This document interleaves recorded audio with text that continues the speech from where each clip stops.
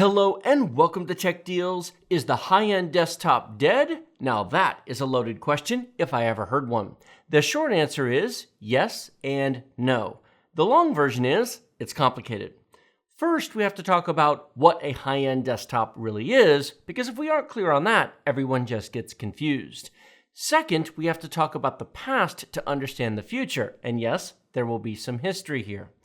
Third, we have to talk about the future because the real question is, will we see another premium desktop platform from Intel or AMD in the next few years, or are the current platforms as good as they will get? Finally, I want to talk about the place of HEDT in the marketplace, why it was created, and why I'm retiring this beast that you see right here.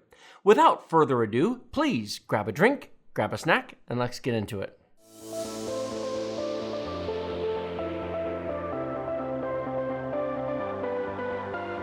Today's video is brought to you by eWin Racing, the best source for gaming chairs and desks for those long gaming sessions. We have a playlist of our eWin chair and desk videos linked in the video description below. Save 30% off of everything using the discount code techdeals. More details at the end of the video. Welcome to part 1, The Past. This video will be the first in a 3-part series cleverly titled The Past, the Present, and the Future. See what I did there? Why 3 parts, you ask? Because 30-plus minute videos do poorly these days in the age of shorts, and because I don't want to feel confined into just a few words. Those of you who know me won't be surprised. If you simply want my thoughts on this massive PC next to me, watch part 2. If you want to know what I think is coming in the next 5 years, watch part 3. Those will be linked to the video description. I'll talk more about those at the end of this video. I said at the beginning of this video, what is an HEDT? We have to define that or we're all confused. HEDT or high-end desktop can mean different things to different people. To some people, it simply means any really nice computer, a i9-13900K, a Ryzen 9 7950X. To many people, those are in fact high-end desktops. But in the course of what we're talking about in this video, that is not what we're referring to. Those systems, as epic and amazing as they are normal consumer desktops. They have dual channel memory, they have a limited number of PCI Express lanes, they have limited expansion capability, and they are not traditionally HEDT or high-end desktop. This is an HEDT on the X299 platform. We'll talk about that later in the video and mostly in part 2. Threadripper would be AMD's example of an HEDT. Now, HEDTs go back quite some time, and their definitions can get fuzzy. We'll talk about that in just a minute, but I want to be absolutely clear up front that standard consumer desktops consisting of i5, i7, or i9 systems on an LGA 1700 platform, or Zen 3 on AM4, or Zen 4 on AM5 are not HEDT for the purposes of this video series. Now, before you all run away, consider watching the history part of this if you thought you were coming here to find out if i9-13900Ks and Ryzen 9 7950Xs were dead, because no, of course they're not. Those sort of systems will continue for many years to come, but they're sort of evolutionary, not revolutionary. The last 10 systems that have come out from both AMD and Intel have sort of had the same number of RAM slots, the same number of expansion slots, PCI Express lanes, etc. They're a lot faster than they used to be, but they're sort of more of the same. Whereas HEDT systems get kind of interesting in terms of expansion and RAM capabilities and core counts and a few other things. In any case, for the purpose of this video, HEDT simply refers to the super premium or workstation level platforms available at retail, not server systems, but available at retail from Amazon, Newegg, and the others that have very high core counts and lots of expansion. Let's begin where all good stories begin, the beginning. Now, I could start off with the first Cray supercomputers or Sun Micro workstations in the 90s, or even IBM mainframes, but that's going back too far. The Pentium Pro deserves an honorable mention here, however, that is also going back too far. So instead, we'll start 20 years ago in 2003 with the launch of the Intel Pentium 4 Extreme Edition, launched 1 week before AMD released the Athlon 64 for the whopping price tag of $1,000. Yes, Intel sold desktop CPUs 20 years ago for $1,000, and that number is not inflation adjusted.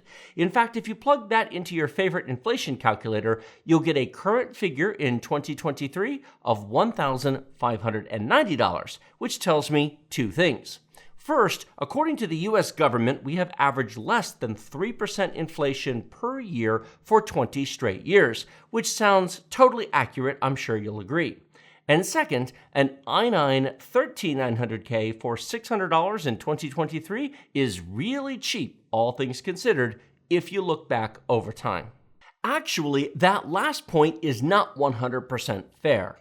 In 2023, Intel also sold the Pentium 4 HT, hyperthreading, for $178, which inflation adjusted is $283 today, or about the same price as the i5 13600K.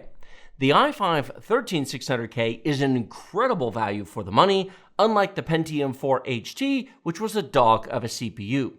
The Athlon 64 3000 Plus was a better choice in almost every respect. Speaking of the AMD Athlon, many of my younger viewers may not know this. However, Ryzen is not the first time that AMD has kicked Intel's butt in the desktop CPU space. From about 2001 to 2006, AMD was king when it came to price and performance, from the Athlon XP to the Athlon 64X2. It wasn't until the launch of the Core 2 Duo in 2006 that Intel retook the crown. Circling back around to the Pentium 4 Extreme Edition, it was sometimes dubbed the Emergency Edition as it was an obvious reaction to the pending launch of the Athlon 64. Intel naturally didn't want to lose the benchmark crown, so they rushed it out. Just to be clear, the reason we're starting with the Pentium 4 Emergency Edition... I kid you not, everybody called it the Emergency Edition back then. It was the biggest joke in the industry. Some of you may wonder why we're starting with the 2003 Pentium 4 Extreme Edition. Good question, glad you asked. First, it's 20 years ago. It's a nice round number. Second, it's one of the first $1,000 chips that received wide press coverage for its time. But most importantly, third, it's the first CPU that Intel gave official HEDT badging to. Intel actually used the HEDT acronym and term for the first time in 2003, referencing that chip, which is why we're starting with it. Otherwise, we might have started somewhere else, but it works for the purposes of this video. After the first official HEDT chip was released in 2003, Intel followed this up in 2005 with the Pentium D Extreme Edition 840, which was really nothing overly special versus the normal Pentium D 840. Both ran at 3.2 gigahertz. So why do it? Hello, I like money. Actually, there was a benefit that's not totally fair. The Extreme Edition had hyperthreading, which sounds useful, but this was 2005 when dual cores were brand new. Going from 1 core to 2 cores was a big improvement for Windows XP. Going from 2 threads to 4 threads was not. Software would take a while to catch up to 4-thread CPUs. 1 year later, in 2006, Intel released the Pentium D Extreme Edition 965, which ran at 3.73 GHz, which was technically faster than the 3.6 GHz of the Pentium D 960. However, for double the money, that has got to be one of the most pointless CPUs ever, beyond rich person bragging rights. To be fair, the Extreme Edition did run at a front-side bus of 1066 megatransfers per second versus the 800 megatransfers per second of the 960. So there is that. And like the 840 Extreme Edition, the 965 had hyperthreading while the 960 did not. This is small consolation to somebody who paid $1,000 for a CPU that was often beaten by a $300 Athlon 64X2 4000 plus that cost 1/3 the price, ran at half the power consumption, and frankly was a much better choice. To be fair, AMD had their own high-priced CPUs at the time, including the Athlon 64X2 5000 plus in 2005, which they sold for $700. It ran at 2.6 GHz versus the 2 GHz of the 4000 plus, which sounds nice, but for double the money and otherwise being the same CPU, it was a poor value. At least today, when you buy a Ryzen 9 7900X for twice the price of a Ryzen 5 7600X, you're getting twice the cores, 12 versus 6. So progress has been made in that regard. Moving on to July of 2006, Intel finally released Core 2, instantly making the Pentium 4 and the NetBurst microarchitecture obsolete overnight. For those of you who were not around back then, or at least not actively buying or using PCs, it is hard to overstate what an improvement Core 2 really was. There was only a single Core 2 Extreme Edition dual-core CPU known as the XE6800.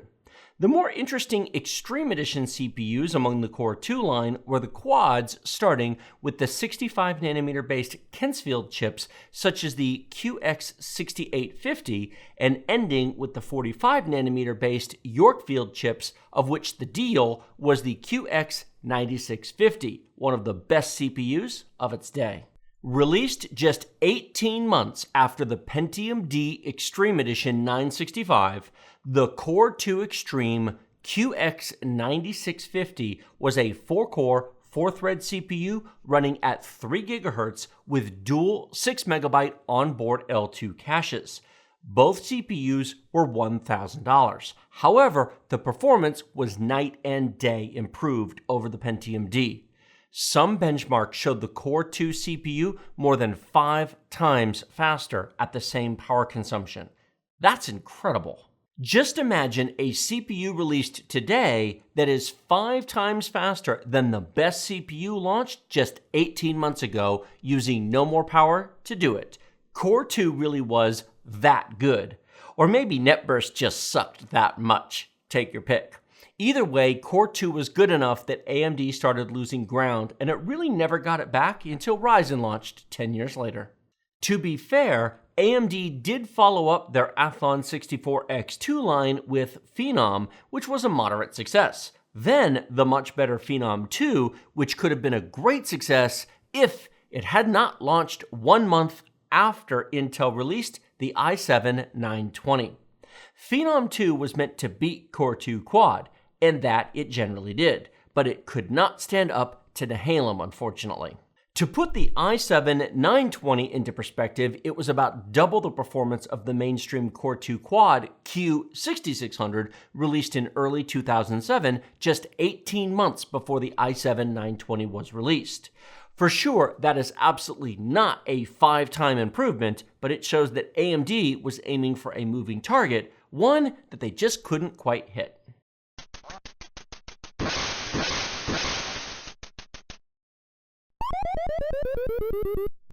In some regards, the X58 platform the i7-920 was launched on was meant to be the first HEDT dedicated platform. It had triple-channel RAM, more motherboard resources, and higher-end CPU options than were typically found on consumer desktops of the time.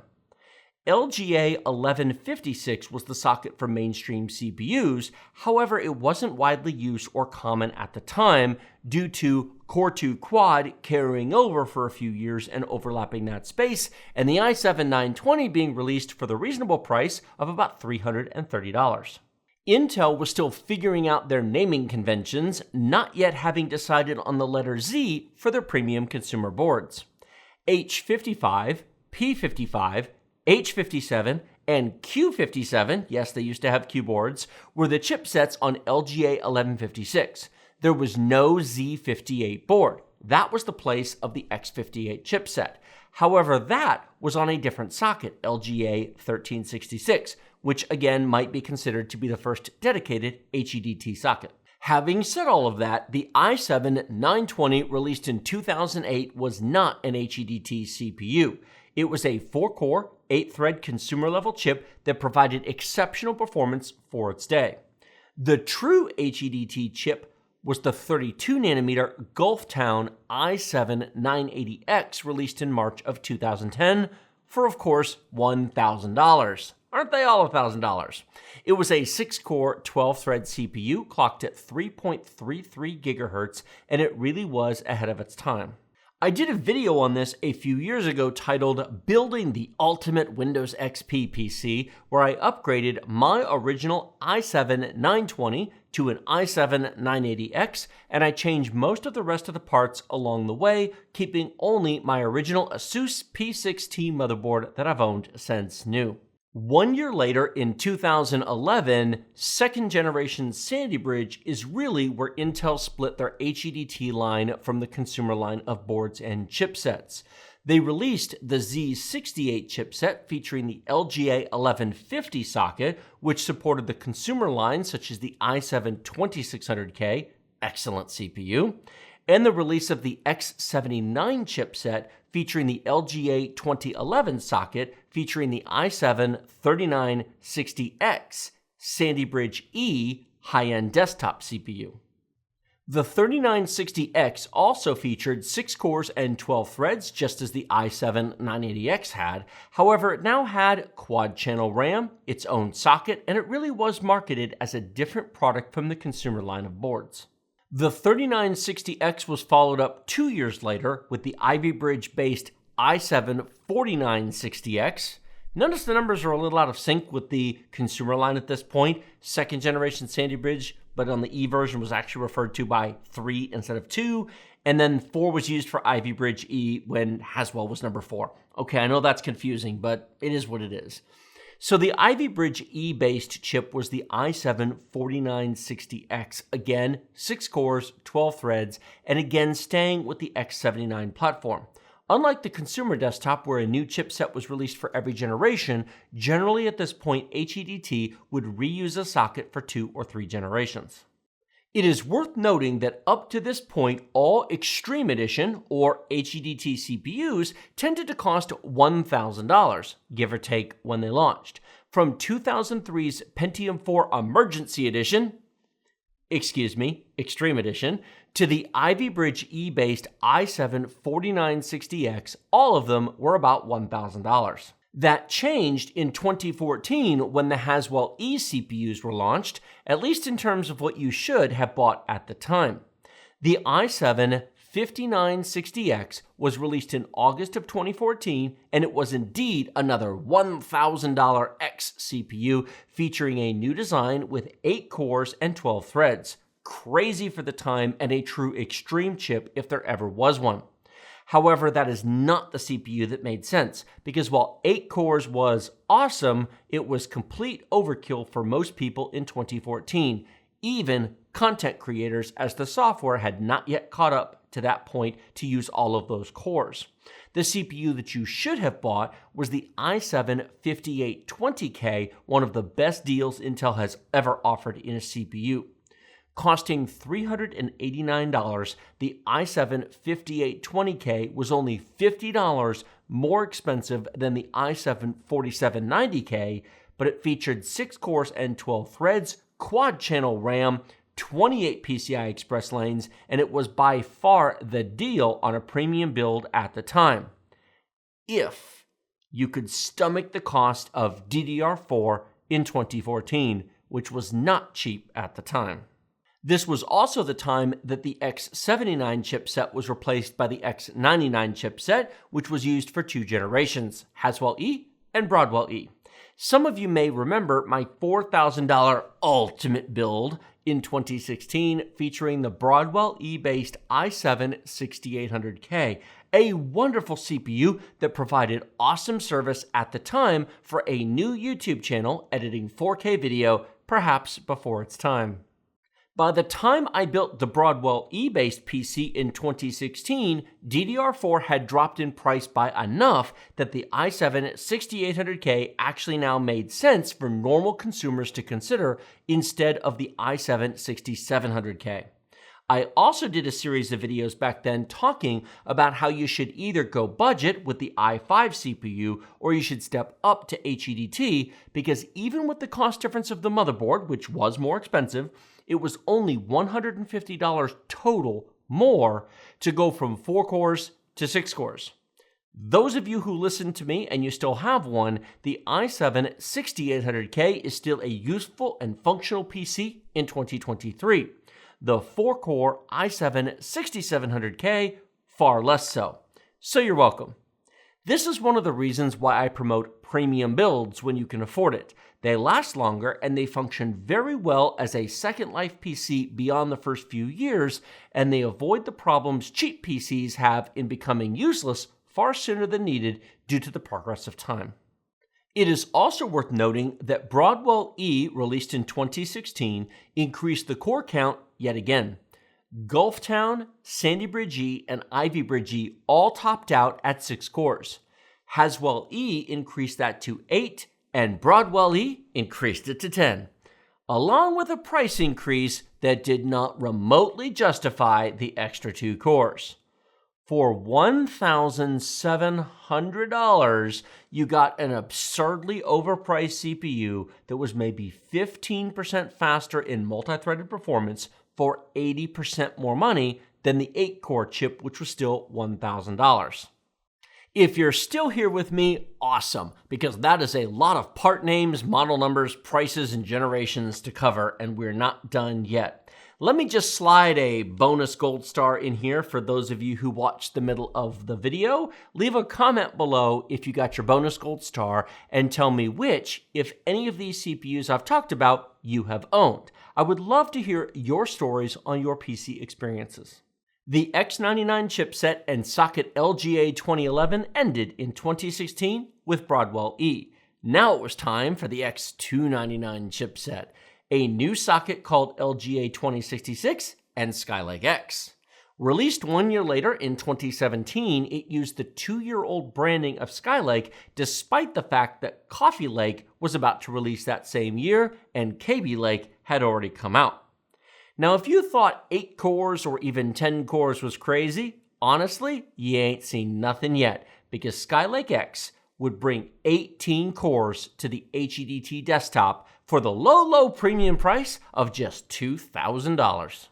While of course very expensive, at least this was more than double the core count of the prior 8-core CPUs for $1,000, making sense for super premium users who could make use of 36 threads and 44 PCI Express lanes.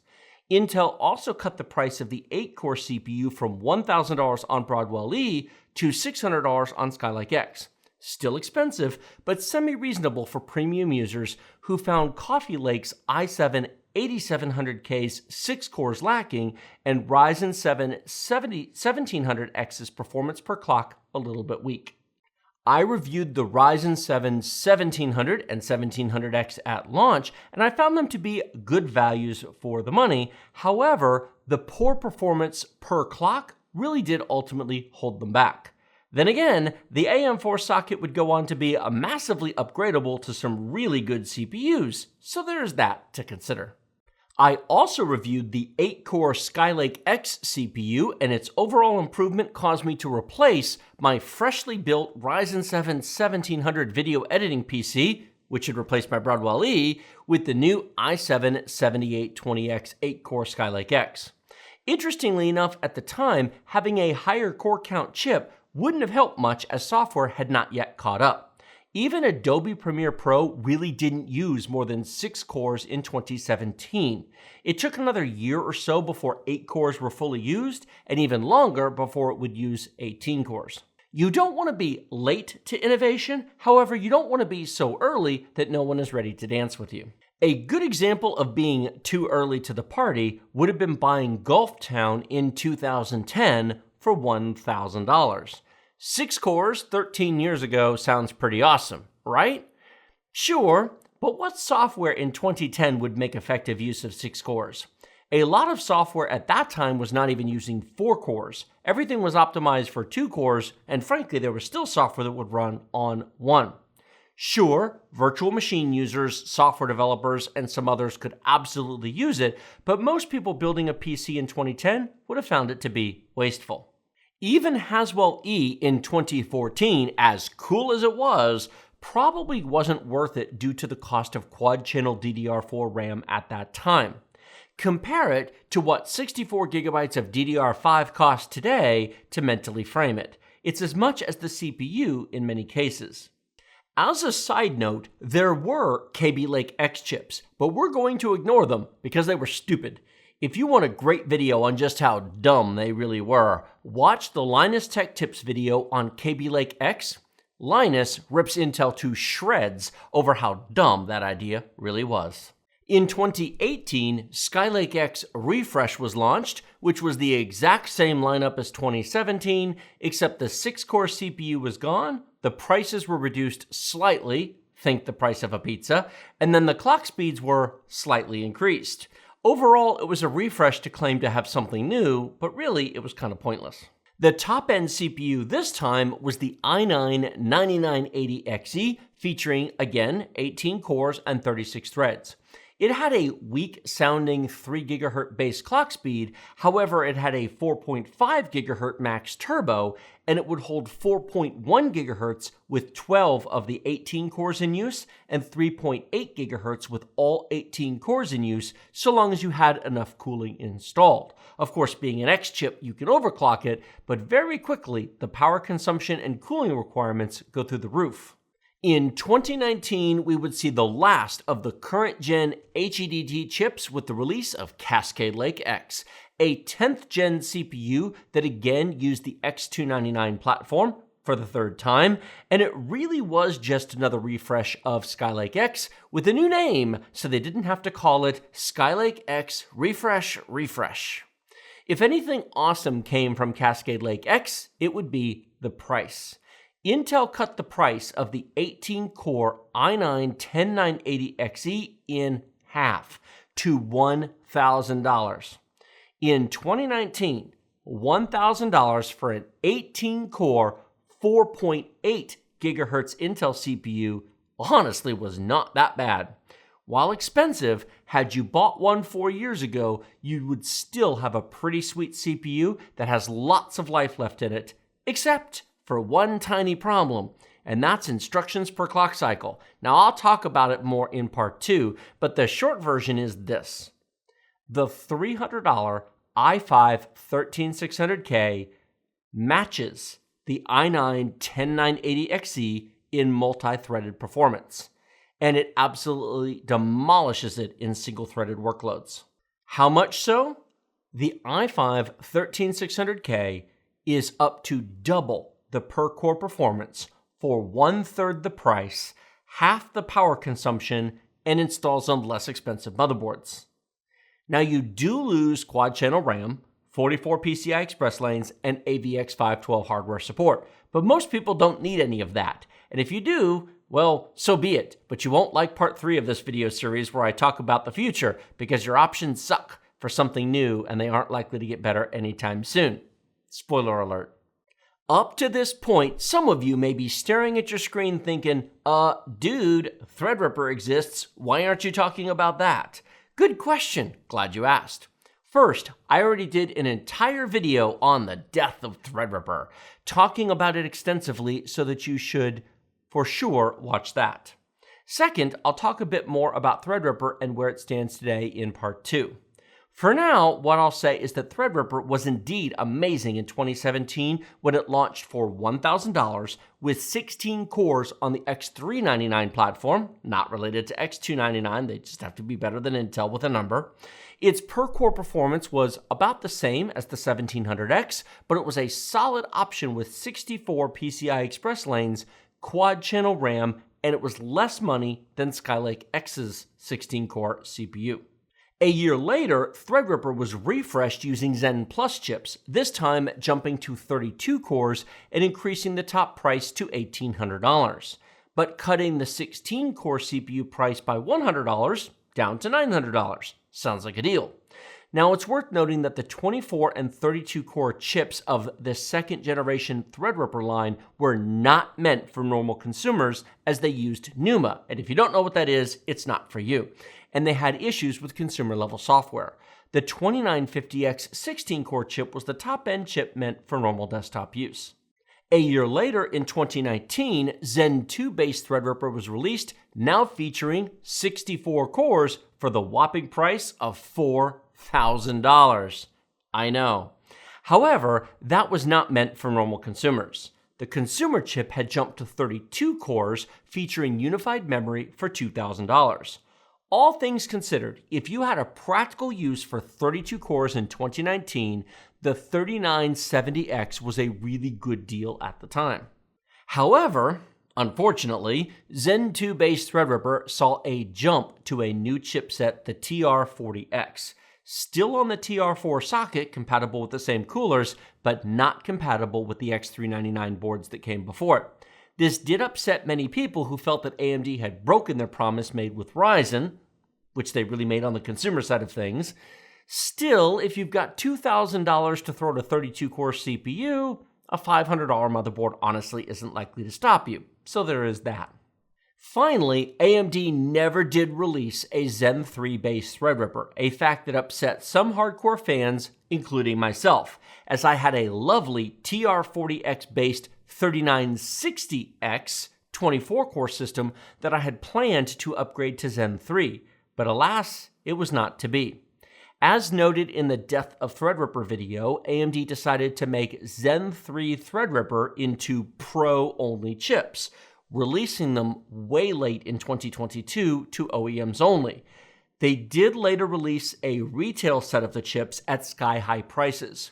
The 32-core 5965WX, yes, that's actually a product name, is $3,300, which really makes no sense out of really serious professional workstation applications. That price point completely leaves any definition of normal enthusiast behind, and it strictly goes to money-making operations. So there you have it, a history of high-end desktop CPUs from their official launch in 2003 with the Pentium 4 Extreme Edition to the i9-10980XE and Threadripper CPUs of today. As I noted, the Pentium Pro released in 1995 deserves an honorable mention. It was ahead of its time and an interesting CPU in many ways, but it falls outside the scope of this video. Part 2 and Part 3 will come soon. However, they will be live early for members of the channel and Floatplane subscribers, links in the video description below. For a few dollars a month, you can support the channel and help fund videos like this, which, if we're being honest, don't exactly get the most views and thus are hard to make based on ad dollars alone. Your direct support will help keep us making more videos like this, so if you have watched to this point, please consider hitting the join button next to the sub button. For $2 per month, you get early access to all the videos that we make.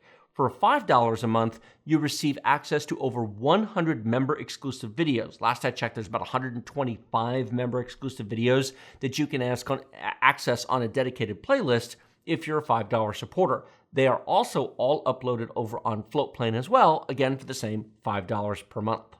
eWin Racing has a wide selection of chairs to fit all shapes and sizes of gamers, ranging from petite to cuddly. They have something for every type of gamer. Not just sizes, but colors and material options as well, including red, blue, purple, pink, orange, and more, plus cloth and leather choices. We have over half a dozen chair and desk videos in a playlist down in the video description below. We also have a very special offer just for techdeals viewers. Save 30% off of everything using discount code techdeals using our link in the video description. We have used eWin gaming chairs for 3 years in our office, sitting on them for up to 8-hour marathon live streams. They are very comfortable, and we are happy to work with eWin to bring you this special discount and recommend eWin for all of your gaming chair and desk needs.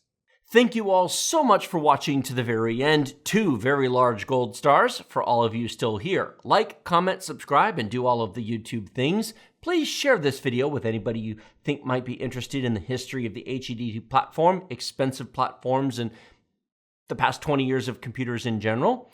If this video does moderately well, I will consider doing another version of this for normal consumer chips, the kind of things that most of you actually had, because I understand that this is absolutely not for the majority of you, but maybe some of you found it interesting. So if this does reasonably well, then I will do another one of all of the CPUs, and I will either do a dedicated Intel one or a combined Intel AMD one or a separate AMD one. Let me know in the comments below whether you think Intel should get a video and then AMD should get a video, or if you think I should just put them all together and talk about them at the same time. It'll be interesting to hear what you think. Please check out the links down in the video description below as well. I mentioned the joining as a member for $2 a month, but I understand not everybody can do that, and that's fine. I appreciate your views, your likes, your comments, and subscribing to the channel. If you can use any of our affiliate links down in the video description below, Amazon, Newegg, and all the others down there, using those costs you nothing, and it directly supports the channel. If you need to buy anything at all, including jars of peanut butter on Amazon, using those before you check out greatly supports us, and we very much appreciate it. Thank you all so much for watching. I will see all of you next time.